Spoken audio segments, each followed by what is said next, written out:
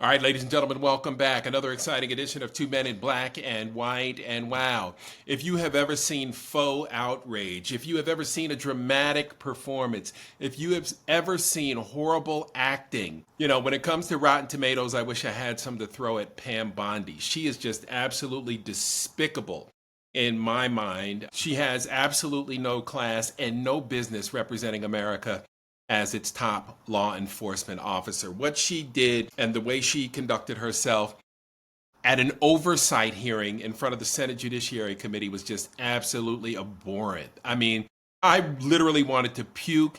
If I could have puked and puked in her lap, I would have loved to do it, like a drunk puke, like one of those pukes where you get 3 sandwiches of puke up into her lap. That's how much she disgusts me. Brock and Ellis joins me now. I'm sure I've just ruined your dinner, Brock, but I'm sorry. I cannot stand the sight of this woman. And what angers me even more, Brock, is how, as I'm watching the hearing and then they cut back to CNN or MSNBC, it's like, oh, wow, this is a contentious hearing going on.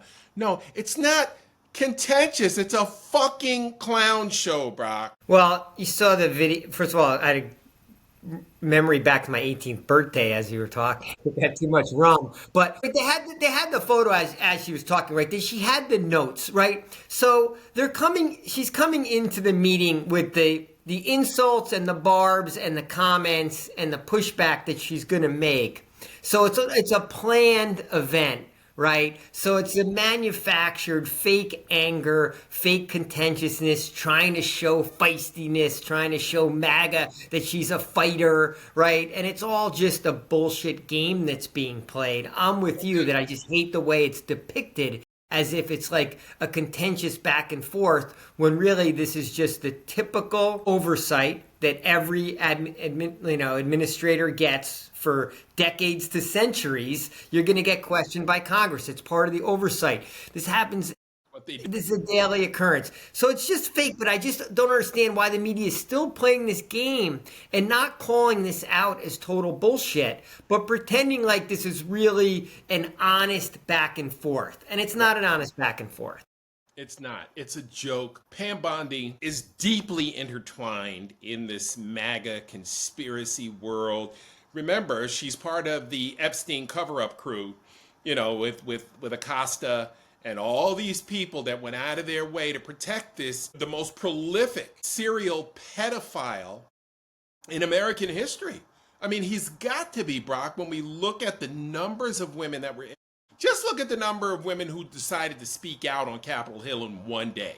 What do we have? 15 women up there that were all victims of Epstein and his highfalutin friends. And then we've got, Howie Lutnick, whatever his name is, coming out saying how much of a blackmail specialist and artist that Jeffrey Epstein was, Lutnick had actually been to his home with his wife and entered into a massage parlor and described like the endless number of tables that he saw and how disgusting, Epstein described, how he gets his, rub and tugs every day.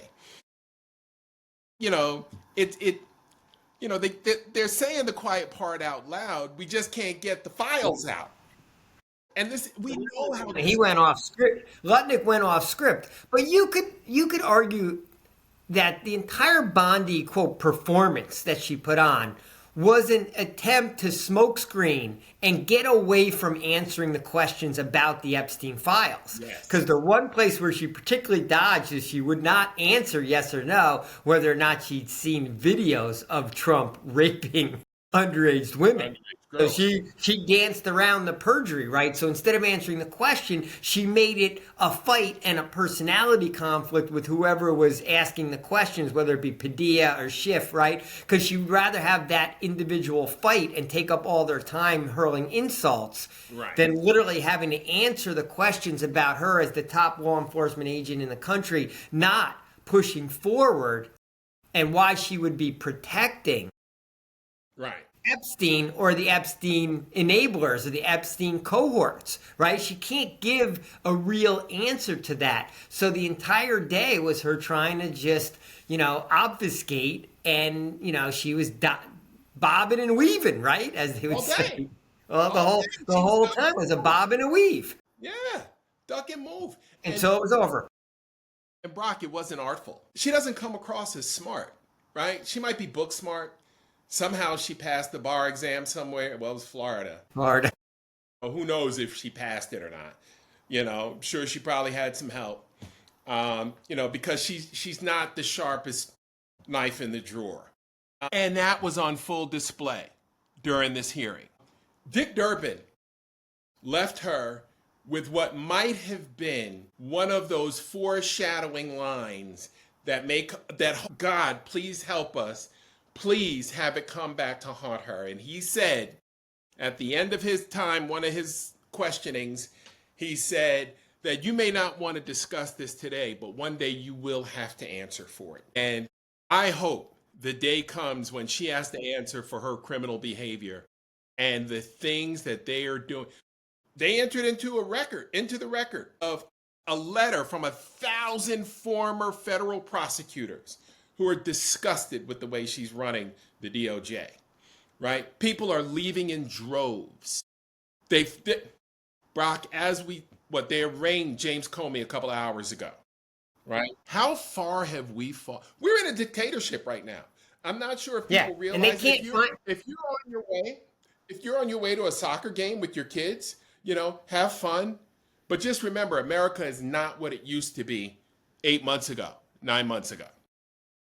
Go.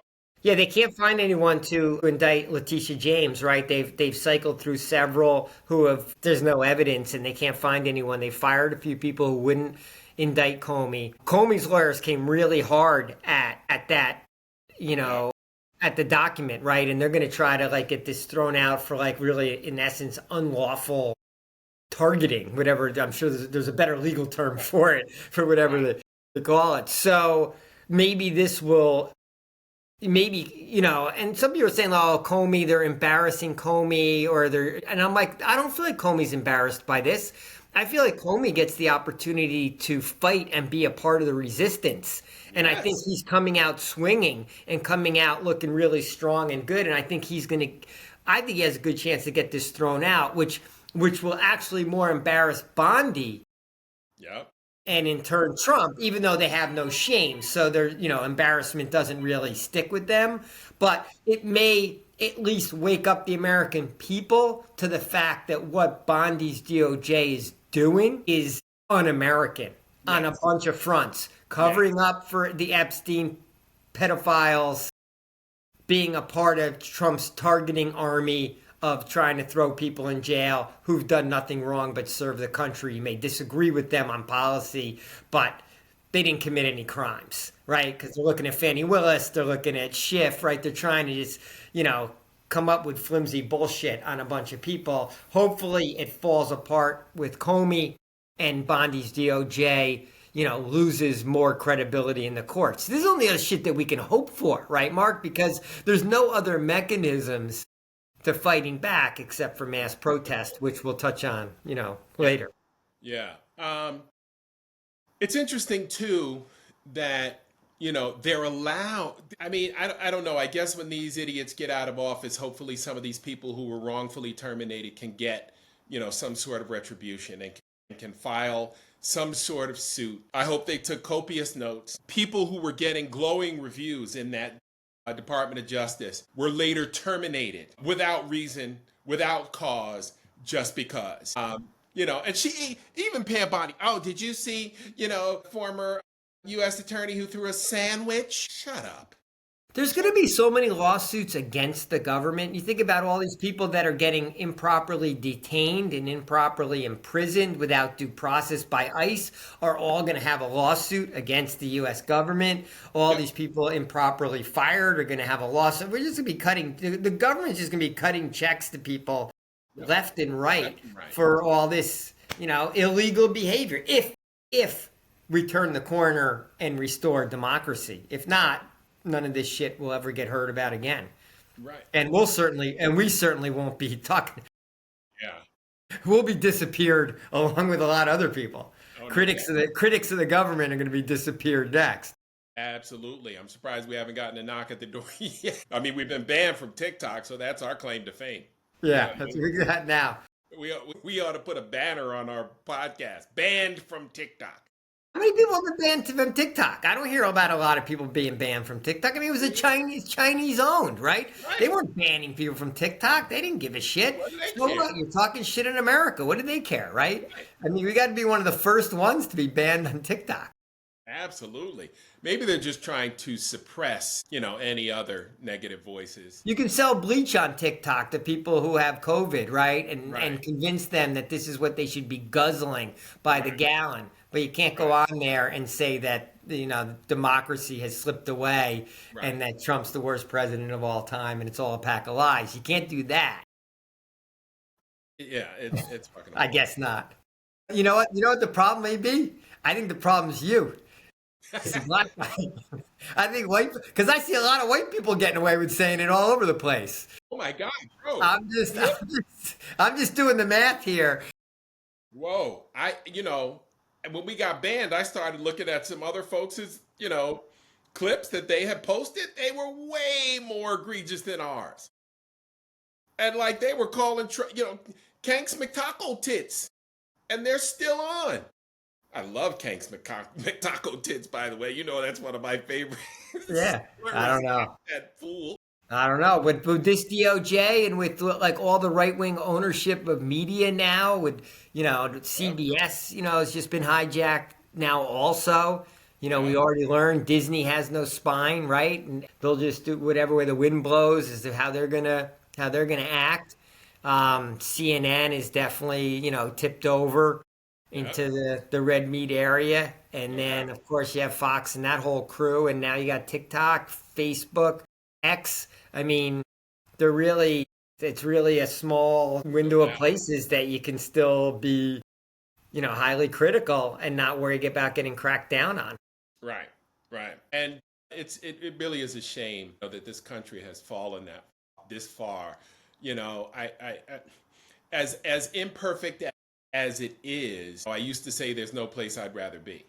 But it's gotten so bad. Brock, I got to be honest with you, man. I'm kind of ready to go. I'm kind of over it. I don't want to see my grandbabies suffer and have to deal with this bullshit, especially in the South. I got a son that's a little bit ill-informed and wants to move to Florida to raise his black children. And I'm like, you went to the University of Maine, bro. You were raised in the Northeast. You should see the difference in what goes on between the South and the Northeast, man. It's a totally different atmosphere. Think of the quality of the people that you met during your time. He spent a good, 9 years in the Northeast, in Maine, between Maine and New Hampshire and Boston, and met some amazing people, right? That are still part of our lives and still part of his life. And you want to go further south for the beach? Yeah, those are some white states too. I mean, what's New Yes. Hampshire like? 3% 3. people of color, 2% is even lower. I mean, those are some white states.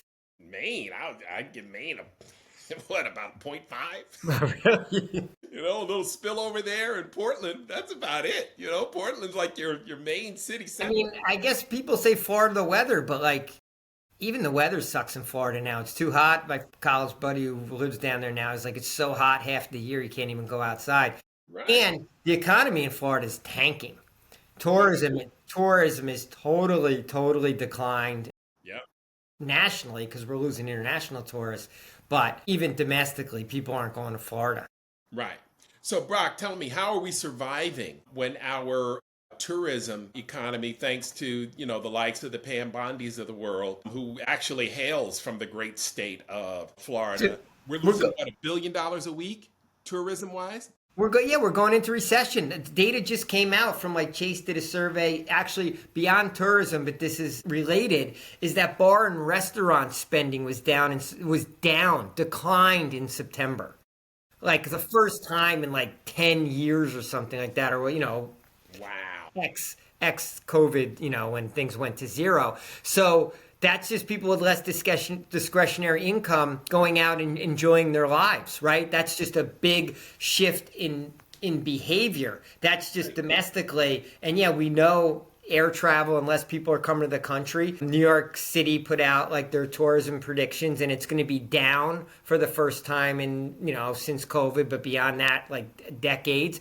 Primarily because Canada's gone almost to zero and nothing else is picked up to offset that decline. And it's not going to. And, let's talk about air travel, right? Who's getting on a plane? You can't, you're about to get on a plane. It's the scariest thought in the world because Burbank Airport had to shut down because no air traffic controllers came in. Our Trump is such an idiot that not only do we have a shutdown, but then he announces that the federal workers who are being asked to go in may not get paid. Well, why the fuck would they go in? So they're going to take the cost of their commute, but they're being told that they're probably not going to get paid back even after right. they come back. So the air traffic controllers are calling in sick. People are using their sick days, right? They're just not showing up. So air travel's, delays are already kicking in, but it's just going to get riskier and riskier because less people are going to have to work more hours. Flights are going to get canceled. It's more dangerous. And that's just going to be, once again, less spending on anything leisure, not even beyond tourism. That's why we're going to recession. Like all these things are adding up. But by the way, no one's thinking about cutting a check to like companies like mine that are going to get hurt by this shit. But they're lining up to, I don't know if they've cut the check yet, but those white farmers appear like they're first in line. Yeah. To get these checks. Yeah, they deserve it. Deserve it. Because they voted for Trump. What the fuck? You voted to cut your nose to spite your face. You voted with your racism, smart guy. It costs to be racist. A lot of municipalities have found that out. Ask Forsyth County here in Georgia, right? Ask America. What did Citibank say in that study they did 4 or 5 years ago that America lost about $16 trillion because of their racist policies and their willingness to embrace racism over profits and proceeds and the advancement of black and brown people? I mean, how hateful do you have to be to say, yeah, let's make a little bit less money this year and let's just keep on oppressing the folks that we have been oppressing for the last 400 years. Let's just keep doing what we're doing. I mean, I feel like it is absolutely, it makes no sense. It makes no sense except in the Stephen Miller world and the Peter Thiel world and those people who really feel like that this country needs to be, white, really in essence, white only, right? Not just even white dominant wasn't enough, right? It's not enough to have all the money and almost all the influence, right? They've kind of pushed it to that next level.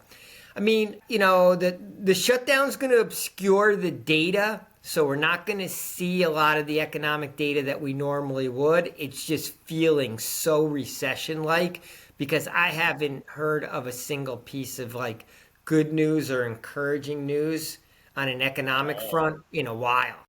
At all. And all the anecdotal stories, and that's all we're getting now is anecdotes, just seem to be piling, one on top of each other. If the economy rolls over, I don't know, that will accelerate America getting frustrated with this whole national ice raid brigade that's going on. Mm-hmm. Because this has to be hurting the economy also. Like people are live life less when there's all kinds of armed agents patrolling around. And when they're protesting, they're not spending, right? And when they're protesting, they're not working. So it's just causes more inefficiencies in the economy and frankly less spending. And the consumer drives the economy. So all these things are stacking up, right? A shitty legal system, a horrendous ICE situation of illegal abductions, to an economy that's softening, to, we already know we're an embarrassment on the international stage. Right. To what appears to be an increasingly frustrated American public. but inactive. We're frustrated. We're bitching about it on social media, but nobody's in the streets. Social media is not going to get Trump out of office. What's going to get Trump out of office is, what? 1.5 million people encircling the Capitol, grinding that shit to a halt, on a day that was, not scheduled, right? As the French, aptly point out, right? We schedule all our protests and then we leave. You're up 5 p.m. The protest is over. Protest over here. Time to go home. I'm going to catch the kickoff out of the West Coast game. I'm going to catch. Exactly.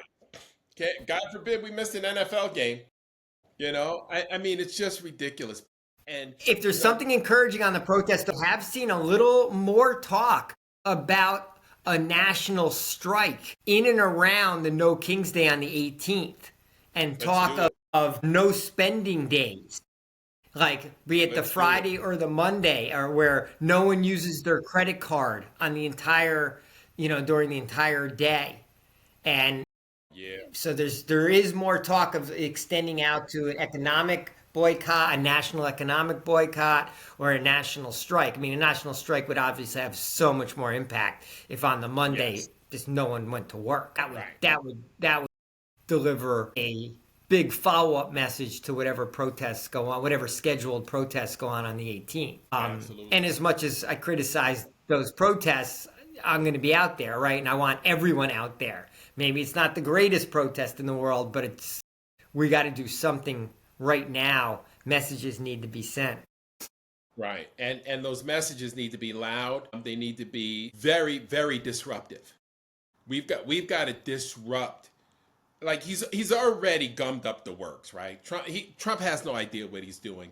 These Project 2025 idiots have already gummed up the works to the point where if you're making less than 50 grand a year, your taxes are going up like 70%, right? So these rich people can buy more yachts, and their own private planes and everything, and get those tax breaks they need to be rich and continue to not trickle down any of that wealth.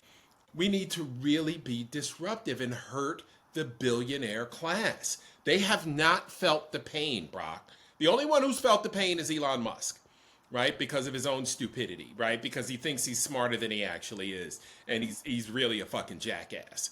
So, but the Fuckerberg, Bezos, I really want these fuckers to hurt. Yeah, I'm not sure Musk has felt the pain. I mean, maybe for a few days, but then his board awarded him the largest salary or compensation package in corporate American history, right? And somebody's still buying his cars because it hasn't, the stock hasn't tanked to zero yet. So he's still, I think, the top 2 richest men in the world. So I don't know if he's felt that much pain. Maybe he's been embarrassed, he's been outed, but I don't think he gives a shit about that. Is he done with Stephen Miller's wife yet? I'd like to know. I don't know. If I see Stephen Miller, I'm definitely going to ask him if his wife is still shacking up with Elon and his 14 concubines. Funny how you say that if you see Stephen Miller, because there was a congresswoman from Iowa who's running for re-election who refuses to have a town hall because she keeps getting yelled at by her constituents whenever they see her out in the public. That's awesome. And I read that story. I was like, fantastic. Yeah, she should not get to live like a comfortable private life when public life is to inflict so much pain on others. And I'm glad to hear that, those nice Midwesterners in Iowa are calling her out when they see her out there. Because she actually told this to other Republicans, like it was one of those Republican confabs where she said she's not going to do a town hall because she's not going to give her constituents a chance to yell at her. Right. Well, so her opponent's doing a ton of town halls. Hopefully it makes a difference. Brock, that's how we've got to treat these ghouls, right? When they didn't like it in Trump 1.0. Remember when folks were seeing the Trump officials in restaurants and screaming at them and treating them like the boorish idiots that they are? That's how we need to handle these people. You want to act like a ghoul? You get treated like one. You want to act like you don't have any sense? We're going to treat you like you don't have any sense. right? Shout them down. Did you see the priest that got shot in the head by ICE in Chicago? Yeah. You're shooting at a man of the cloth. Yeah, and pepper spray. That was, to me, it's sad that hurt, but that created the kind of visual that, kind of shows the brutality of what's going on with these ICE agents. Because if they can do that to a priest, you can imagine what they're doing to the brown people in the back of these vans. Exactly. Exactly. And for who knows how long and who knows where they're taking them. And why the fuck do we have a Black Hawk helicopter circling the skies in Chicago? Somebody riddle me that, right? Oh, you're using Chicago and black and brown people as training grounds, because they look like they're illegal. See, Brock, that's why black men live considerably shorter lives, right? Our skin color has been perceived as a threat for so long, right? And now they've cast that same aspersion on our Latino brothers and sisters, and it's patently false, right? It's degrading. When people, Brock, you have no idea what it's like to be followed around, a Macy's or a high-end department store, with people asking you, can they help you? You find what you're looking for? Well, no, I haven't stolen it yet. I'm waiting to find what I'm looking for so I can steal it. Stop following me around. Like we don't see them. And, it is one of the most maddening experiences that you can possibly imagine in your life, Brock. And it stays with you. That's the problem. If you could walk out the store and put it out of your mind, that'd be one thing. We have a good friend who was accused of stealing a CD player from one of the local establishments that we grew up near. This is back in the mid-'80s, late 80s, matter of fact, because he was studying for the MCAT. And he had gone up to the store to get some index cards. Two New York State Trooper cars landed in front of his home because somebody pointed him out. Store security said he was the one who stole a CD player, portable CD player. And when the other person who actually saw who did it showed up to try to identify this individual, it wasn't the guy that was studying for the medical school entry exam. And so when you have those kinds of experiences, man, just and think about it. This is 100 times worse. This is 100 times worse. Because they're taking you away because you don't look the way they want you to look, or what they think should be here and in charge, and taking you who knows where. That's even worse than just knowing that somebody thinks that I'm a criminal. Yeah, I don't know. People, if you're Latino and you have a Latino name and you're just working, right? You're just a person like living your everyday life in any of these cities, right? How are you not like head on a swivel every step you take, looking to see if you're about to be jumped and beaten and captured? Because we've seen so many citizens that have already been, in essence, pummeled, cuffed, and carted away, only to get released days to weeks later, right? After having a harrowing and very often near-death experiences, right? So, I don't know how you can ever... There is no relaxation, right? They have to be in constant survival mode, and that's what wears away at your body, right? Because you're constantly in that high stress,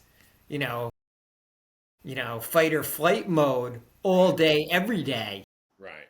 And I don't know. It doesn't go away till ICE goes away. I want ICE abolished day one when when this fucking carnage is reversed and we go back to a democracy and maybe we build a new agency. But this one and every single person in it and associated with it just has to be vaporized the first day. Done. Absolutely. All these and brought up on all these Proud Boys can go.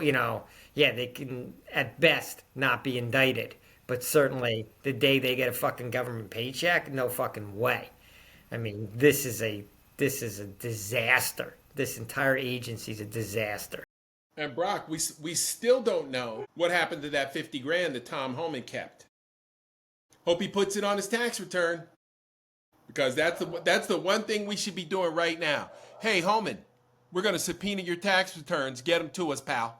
Yeah. Well, DOJ won't even look into it, right? FBI and DOJ won't even look into it. So, there's only crimes being committed by opponents of Trump and MAGA, right? If you're on their side of the ledger, like, you're kind of living a lawless Existence, yeah. existence right now, right? Like, anything is fair game until we, the people, get fed up and stop this. Right. So I still don't see anyone walking away from ICE. There's still National Guardsmen that are taking the orders and deploying to where they're told to deploy to. Right. There's murmurs in the military from ex-leaders, but no real action yet. Right. Hey, real quick, before we go, quick hit, good news. Here in Georgia, John Ossoff has raised more than $12 million from July through September for his reelection. He's up next year. Who's he running against? Yeah, a couple of, a name you might find familiar, Derek Dooley, related to the legendary Vince Dooley. Oh, I was going to say, like, every football coach in the South runs, right? Even fucking Feinbaum, the ESPN analyst guy's talking about running for Senate. But okay, what's the second? Who's? Lunatic. So he made 12 million. He raised 12 million. So he's up next year. Warnock's, I think 2 years later. 2 years later. Okay. Yep. So that's good news. I moderated a political forum, candidate forum last night for candidates for city council on the south side of Atlanta. And the projections for population growth here in Metro Atlanta call for a doubling of the Metro Atlanta population by 2050. And with our crumbling infrastructure and, the inability to provide enough transportation, I don't know how this city is going to manage, right? Its resources are going to be, just stretched to the hilt, and something has got to be done.